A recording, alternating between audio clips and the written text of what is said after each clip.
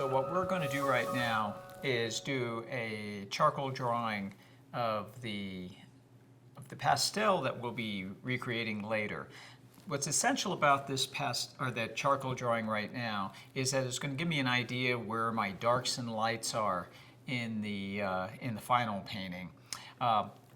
Mostly what I'm going to do is drawing from what I've seen in the museum and also some of these images here that I've photocopied.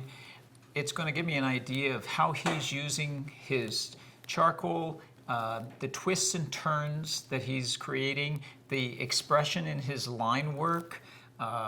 In some of this area you can see it's very, very dark, and some of it is much lighter. So he's pressing down, he's letting up, he's creating kind of some cross-hatching in there. So it's a combination of bold strokes, which I'm attracted to when it comes to these type of drawings, as opposed to the very delicate, refined, lighter touched charcoals that he did. I really am attracted to the ones that are really bold and expressive. So we're going to try and achieve that with this charcoal drawing.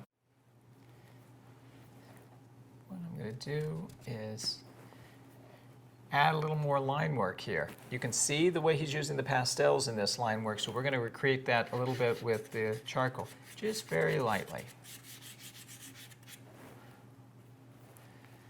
And then I can pull out some of that light spots in there.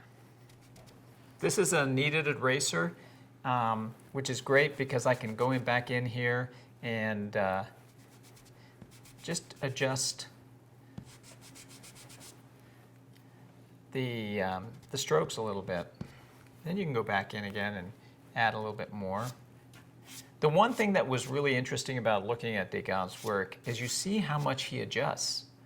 I mean, if he's not happy with how it looks, he goes back in there and he adjusts it and changes, and all of that's crucial to know how to do that.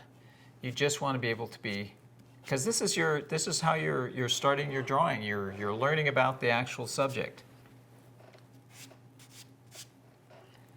So in the back here, he has quite a bit of line work. So we're going to try and recreate that, especially in this area where the indentation, just in the back, lower back. So want to pick up some of that. And obviously, the lightest part is going to be sort of the top of the leg, top of the arms. So I definitely want to capture where he's using his shading by using these vertical strokes, like that.